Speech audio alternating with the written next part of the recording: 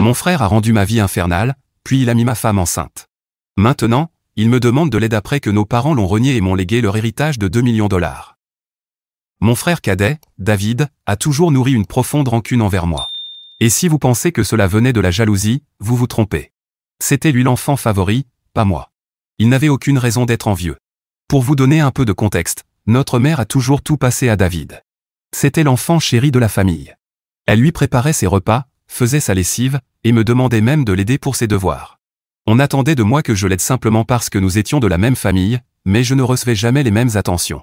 J'avais accepté cette situation car j'étais assez indépendant. Peut-être était-ce en partie de ma faute, je répondais toujours à ses besoins sans jamais rien attendre en retour. Il ne m'a jamais aidé quand j'en avais besoin et ne venait vers moi que lorsqu'il voulait quelque chose. Alors que j'étais un enfant calme, introverti, aimant étudier et rester dans mon coin, lui était bruyant, brutal, tout comme notre père. J'ai aussi tendance à être franc, sans enrober mes propos. Je pense que ma mère a fini par développer une opinion négative de moi à cause de cette franchise. Ce favoritisme a fait de David le chouchou de la famille, et cela ne me dérangeait pas trop en grandissant. Mais les choses ont empiré quand il a commencé à me harceler et à se moquer de moi parce que j'étais différent. Il se moquait de ma taille, du fait que je portais des lunettes.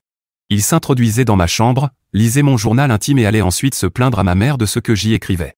Quand je criais sur lui et que je me plaignais à nos parents de son intrusion dans ma vie privée, ils en riaient, disant que ce n'était pas grave.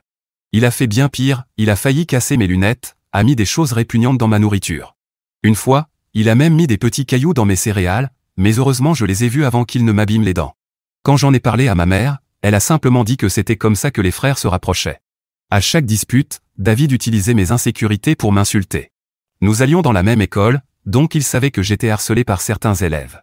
Au lieu de me soutenir, il s'est rangé de leur côté, m'insultant de loser moche ou de singe poilu, et il encourageait les autres à me frapper, disant que j'étais juste un raté.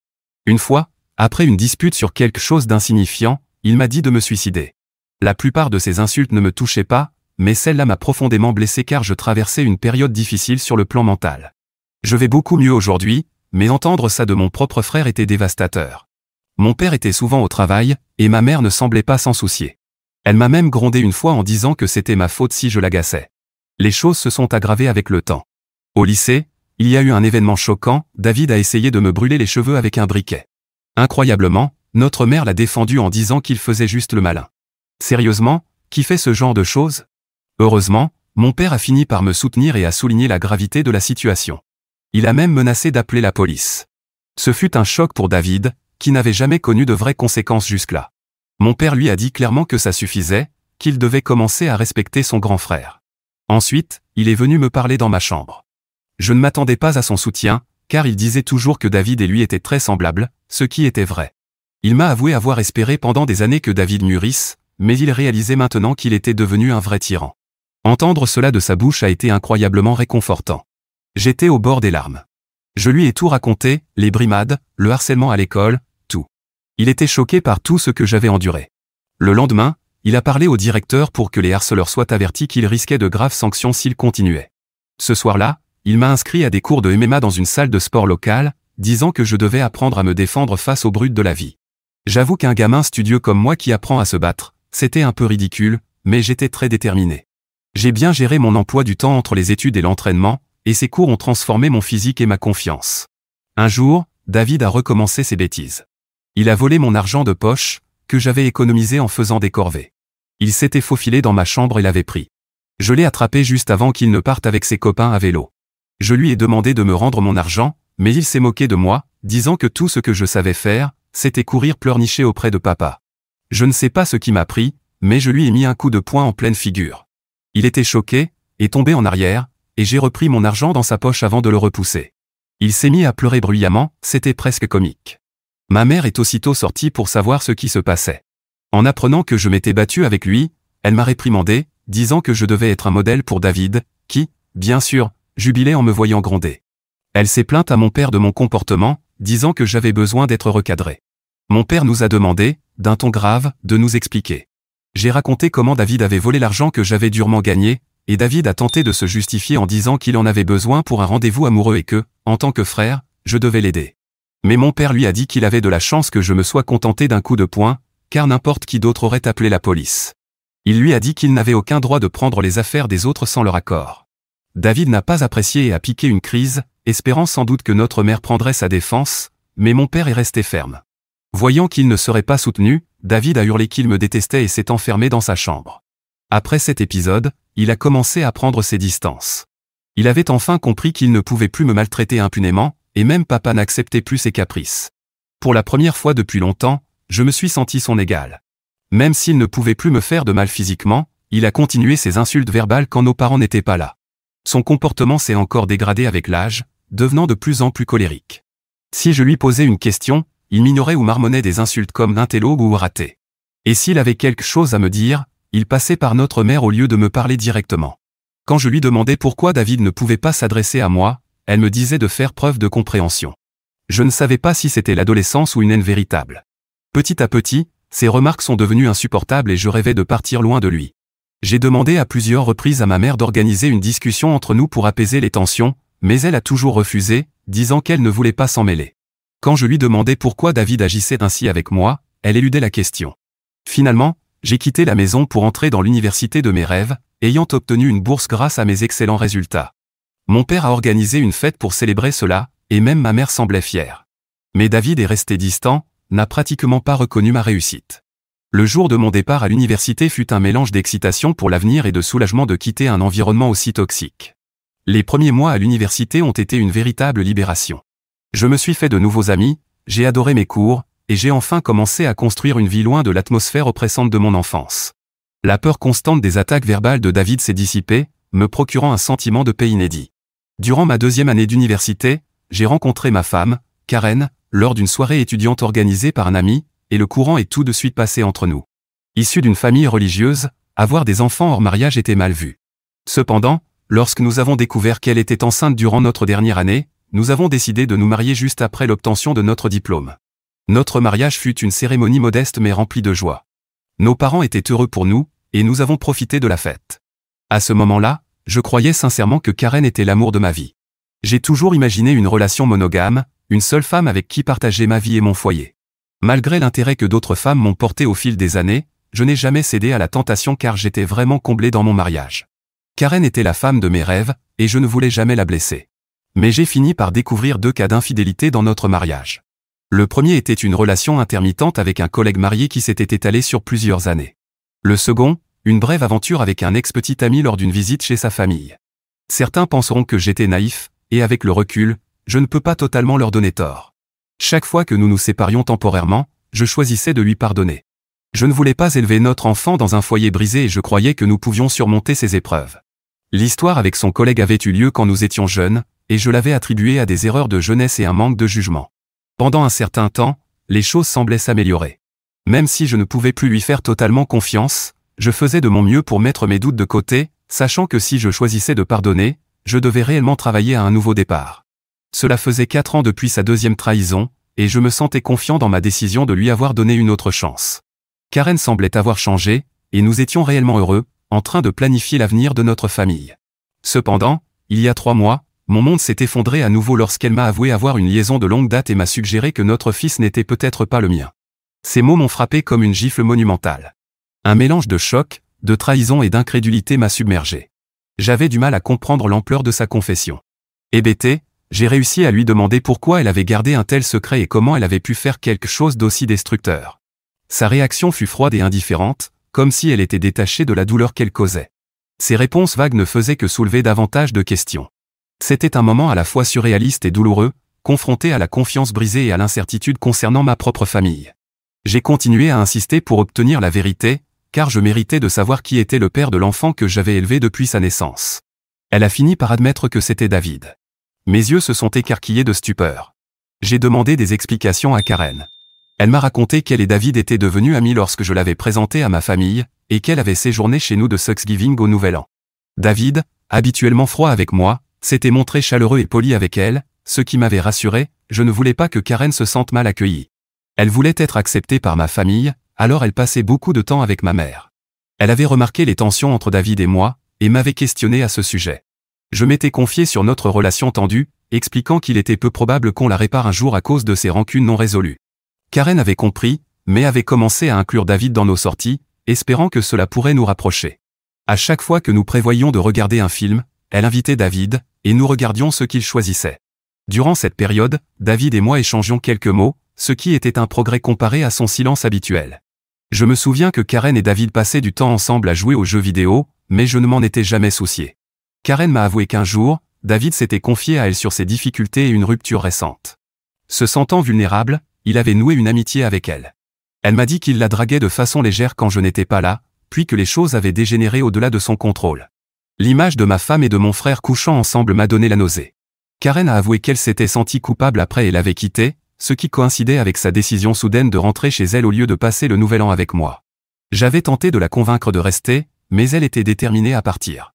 Quand nous nous sommes retrouvés à la fac après les vacances, elle était égale à elle-même, souriante, donc je n'ai rien soupçonné. 2 semaines plus tard, nous avons appris qu'elle était enceinte. Karen a reconnu qu'elle ne savait pas si l'enfant était de moi ou de David, et comme il n'y avait aucun moyen de le prouver, elle avait choisi de rester avec moi, sachant que j'étais le frère le plus fiable. C'est pour cela que nous nous sommes mariés. Mon monde s'écroulait. Le fils que j'aimais n'était peut-être même pas le mien. J'ai demandé à Karen si elle avait continué à voir David, et elle a lentement hoché la tête. Elle m'a avoué qu'ils étaient toujours restés en contact à cause de leur attirance irrépressible. Ils se retrouvaient en cachette dans des hôtels, me mentant en disant qu'elle faisait des heures supplémentaires. Elle a admis que la moitié de ses voyages d'affaires étaient en réalité des escapades romantiques avec lui. Je lui ai demandé pourquoi elle m'avait épousé si elle voulait être avec mon frère, et Karen m'a dit qu'elle ne voulait pas être celle qui brise notre mariage. Elle me voyait comme un père formidable pour notre fils et avait décidé de rester. D'après elle, elle avait fait une erreur et ne savait pas comment arrêter. Je lui ai dit que j'étais heureux qu'elle m'ait dit la vérité, mais que j'allais faire mes valises et partir. Elle s'est mise à pleurer, demandant pardon, s'attendant à ce que je crie. Au lieu de cela, j'ai calmement rassemblé mes affaires.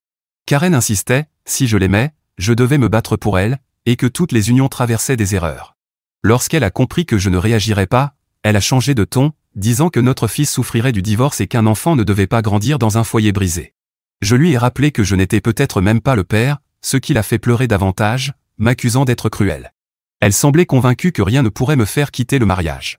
Peut-être était-ce en partie ma faute d'avoir laissé passer certaines choses. Même si je l'aimais, ce sentiment venait probablement du fait que je pensais que nous avions un enfant ensemble et que nous étions ensemble depuis la fac. Karen continuait d'affirmer qu'il n'était pas trop tard pour arranger les choses, mais je ne pouvais plus y croire. La confiance était irrémédiablement brisée, et ses mots sonnaient creux. Même si je lui pardonnais, je ne pourrais jamais oublier qu'elle avait couché avec mon frère. J'ai toujours cru qu'il fallait pardonner les erreurs, car nous sommes tous imparfaits, mais là, elle avait franchi une limite inacceptable. Je l'ai laissée en pleurs sur le pas de la porte et suis allé à l'hôtel. Le lendemain, je suis allé chez mes parents et leur ai révélé toute la vérité sur la liaison de ma femme avec David, leur expliquant qu'ils se voyaient en secret depuis des années. Le choc sur leur visage était évident.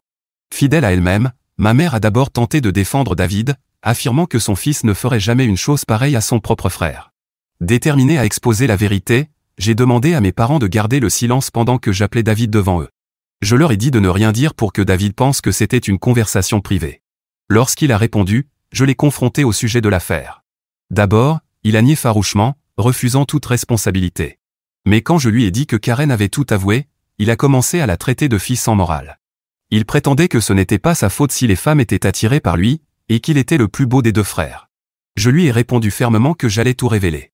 Quand David s'est moqué de moi, affirmant que personne ne me croirait car il était l'enfant en or, j'ai ricané devant son arrogance et les remercié d'avoir confirmé la vérité, sachant que nos parents avaient tout entendu.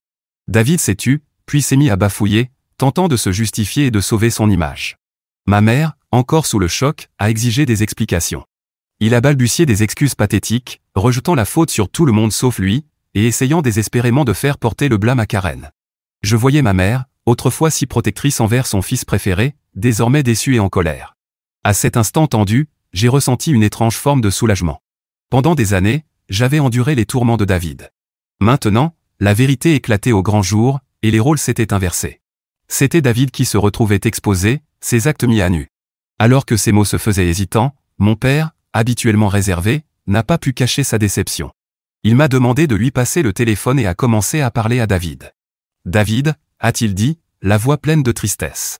Ce que tu as fait n'est pas seulement une trahison envers ton frère, mais une trahison envers cette famille. Tu as couché avec la femme de ton frère et tu as continué cette relation même après leur mariage. Tes actions ont des conséquences graves et ont irrémédiablement brisé la confiance que nous avions en toi. Je vous ai élevés tous les 2 à respecter la famille, la loyauté et la décence. Ce que tu as montré aujourd'hui va à l'encontre de tout ce que j'ai essayé de t'inculquer. Il fit une pause, laissant le poids de ses paroles s'enfoncer dans la conscience de David. Ton mépris pour les sentiments de ton frère et ton manque de respect pour son mariage sont inacceptables. Tu ne l'as pas seulement blessé lui, tu as aussi déchiré les liens qui maintenaient notre famille unie. Ta mère et moi portons une part de responsabilité dans ce que tu es devenu, mais nous ne tolérons plus ce comportement. À partir d'aujourd'hui, tu es privé du fonds universitaire que j'avais mis de côté pour toi. Tu devras trouver toi-même comment payer tes frais d'université. Je ne financerai plus non plus ton train de vie. Tu penses que coucher avec une femme mariée fait de toi un homme? Voyons voir comment tu t'en sors sans mon argent. Pendant tout ce temps, je suis resté calme. Bien que j'ai d'abord eu envie de hurler sur David, voir mon père le punir fut la meilleure des vindications. J'avais révélé sa véritable nature, et il était clair qu'il avait sous-estimé les conséquences. Ma mère, malgré les protestations persistantes de David, continuait à le défendre, mais mon père mit rapidement fin à l'appel, coupant court aux tentatives de David pour se justifier. Après cela, ma mère est venue vers moi et m'a serré dans ses bras. Cela faisait longtemps que nous n'avions pas partagé un tel moment, mais dans cette étreinte, il y avait une compréhension tacite et un soutien au milieu de tout ce chaos familial. Elle s'est excusée de ne pas m'avoir cru toutes ces années. À 14 ans, je n'aurais jamais imaginé vivre un tel moment, être enfin cru et étreint par ma mère. Par la suite, mon père m'a aidé à trouver un bon avocat pour divorcer de Karen. Elle et son avocat ont tenté de se battre de manière sournoise, demandant une pension alimentaire parce que je gagnais plus qu'elle, mais son infidélité a joué fortement en ma faveur. Nous avons aussi fait un test de paternité, et il a été confirmé que David était bien le père de l'enfant. La nouvelle fut incroyablement douloureuse, encore pire que la trahison de Karen. J'étais furieux que le fils que j'avais aimé et élevé ne soit pas le mien. Mais j'ai décidé de rester fort. Karen m'a supplié de continuer à voir mon fils, affirmant qu'il ne devait pas être puni pour cette situation, mais je ne pouvais pas le supporter. Il me rappelait trop David, et je le détestais pour cela. Une fois le divorce finalisé, un immense sentiment de liberté m'a envahi lorsque j'ai emménagé dans mon propre appartement de célibataire. Cela me semblait irréel de vivre seul, car je m'étais marié très jeune et je n'avais jamais eu la chance de vivre en toute indépendance. Mais ma nature autonome m'a permis de m'adapter rapidement, et j'ai vite commencé à apprécier pleinement mon nouveau mode de vie. Il y a 2 semaines, mon père m'a appelé pour me dire qu'il envisageait de modifier son testament car il ne voulait rien laisser à David. Mon père est extrêmement têtu, et une fois qu'il a décidé de couper quelqu'un de sa vie, il s'y tient. David a essayé de recontacter nos parents et s'est même présenté à leur porte, suppliant leur pardon, mais ils ont refusé de le laisser entrer. Même ma mère, qui cédait souvent à ses caprices, semblait avoir tiré un trait, bien que cela ait dû être particulièrement difficile pour elle. David ne m'a jamais envoyé de message pour s'excuser de ce qu'il avait fait, ce qui montre bien qu'il ne regrette rien. Il était juste en colère d'avoir été coupé financièrement par nos parents. Mon père m'a dit qu'il comptait me léguer l'intégralité de son héritage pour s'assurer que David ne pourrait jamais le contester. Il ne lui laisserait qu'1 dollar symbolique. J'ai écarquillé les yeux en apprenant cela, car mon père avait travaillé dur toute sa vie. En incluant ses biens, son fonds de retraite et son assurance vie, le total avoisinait les 2 millions de dollars. La seule condition dans le testament était que, si mon père décédait avant ma mère, elle pourrait continuer à vivre dans leur maison, même si Jean devenait le propriétaire légal. Cela ne me dérangeait pas, car je voulais prendre soin de ma mère dans ses derniers jours. D'une manière ou d'une autre, David a appris cela et, ne pouvant pas joindre nos parents, il m'a appelé hier pour tenter de se racheter. Il m'a expliqué qu'il avait des difficultés à l'université et que, depuis que Karen avait appris la vérité sur la paternité de l'enfant, elle lui réclamait une pension alimentaire. Il m'a dit qu'il n'avait plus un sou, qu'il cherchait un emploi à temps partiel, mais qu'il ne trouvait rien. Il m'a supplié de parler à notre famille pour que nous puissions repartir de zéro, car il avait vraiment besoin de mon aide. J'ai éclaté de rire et lui ai dit que j'en avais fini avec lui. Je lui ai rappelé qu'il aurait dû réfléchir aux conséquences avant de coucher avec ma femme et de la mettre enceinte. David a rétorqué que je n'étais pas juste et que Karen était aussi fautive. Je lui ai donné raison sur ce point. Je lui ai rappelé que je l'avais quittée et que, désormais, elle était sa responsabilité. Il ne devrait pas m'appeler pour se plaindre d'elle ou de l'enfant, car il s'agissait des conséquences de ses propres actes. David a commencé à hausser le ton, mais je l'ai interrompu, en lui rappelant qu'il n'était plus l'enfant favori de la famille, mais le mouton noir qui avait couché avec la femme de son propre frère. À ce moment-là, David a commencé à pleurer, me disant que tout le monde, y compris nos grands-parents et nos proches, s'était retourné contre lui. Et même si c'était vrai, ce n'était plus mon problème. Je lui ai dit que c'était fini entre nous et qu'il ne devait plus jamais m'appeler, car je ne le considérais plus comme mon frère. Depuis, je repense souvent à cette conversation. Malgré toute ma haine envers mon frère, je ne l'avais jamais entendu pleurer, du moins pas depuis notre enfance. Je ne vais pas mentir. Ça m'a un peu blessé de le voir aussi désemparé. Donc je suppose que je suis ici pour demander si je devrais en parler à mes parents ou si je serais un salaud de ne rien faire. Mise à jour 1. Bonjour à tous. Beaucoup d'entre vous m'ont demandé pourquoi je ne suis plus en contact avec mon fils, Henri, et certains m'ont même traité de cruel. Je dois expliquer que je ne suis pas à l'aise avec l'idée d'élever l'enfant d'un autre homme. Ce n'est pas une situation classique de beau-fils. On m'a fait croire qu'Henri était mon fils, pour découvrir plus tard qu'il est en réalité celui de mon frère, David. Naturellement, cette révélation m'a profondément blessé, et j'ai pleuré pendant des jours. La principale raison pour laquelle je ne veux plus avoir de contact avec Henri, c'est que je ne veux plus de Karen dans ma vie. Si je reste lié à son enfant, elle trouvera un moyen de revenir dans ma vie, et j'ai besoin de ma tranquillité. Vous pouvez penser que je suis cruel ou égoïste, mais je ne peux plus le voir, du moins pas avant très longtemps. Mise à jour 2. La plupart d'entre vous ont deviné correctement que c'était ma mère qui avait informé David du changement de testament de mon père, ce qui a poussé David à m'appeler en dernier recours pour essayer de réparer les choses. Je l'ai confronté devant mon père, et elle a craqué, disant que j'avais assez puni David et qu'il avait tiré une leçon de tout ça. Mon père a alors dit fermement à ma mère que si elle pensait que ce que David avait fait était pardonnable, alors il ne pouvait plus rester marié avec elle, car lui ne pourrait jamais pardonner une telle trahison. Cette menace a suffi à faire taire ma mère. Mon père a été très clair, si elle reprenait contact avec David et que nous la prenions, elle devrait faire ses valises et partir. Comme je l'ai mentionné, mon père est très têtu. J'espère que ma mère tirera une leçon de ses erreurs. Mise à jour 3. Salut Reddit. Cela fait 5 mois depuis ma dernière mise à jour. Ma relation avec mes parents s'est améliorée au cours de ces derniers mois. Mon père et moi jouons au golf tous les week-ends, et il me traite plus comme un pote que comme un fils. Même si ma mère est nostalgique de David, elle est restée à l'écart de lui. La dernière fois que j'ai entendu parler de David, c'était par mon cousin, qui m'a dit que David demandait de l'argent à tout le monde et avait finalement dû abandonner l'université, car il ne pouvait plus payer les frais. Lui et Karen vivent ensemble, et il a un emploi à temps partiel comme mécanicien. Apparemment, ils élèvent Henri ensemble, ce qui est une bonne chose, je suppose. Je ne parle jamais de David avec mes parents, et ils n'en parlent pas non plus. Pour ceux qui se demandent, je vais plutôt bien. J'ai été promu à mon travail il y a 2 mois, donc mon salaire a considérablement augmenté. Je ne fréquente personne en ce moment, car je sens que j'ai encore besoin de temps et d'espace pour guérir. Je suis une thérapie, alors on verra bien comment ça évolue. Merci d'avoir regardé. Si vous n'êtes pas encore abonné, pensez à le faire et activer la cloche de notification pour ne rien rater d'autres histoires choquantes tirées de la vraie vie qui pourraient bien se passer autour de vous.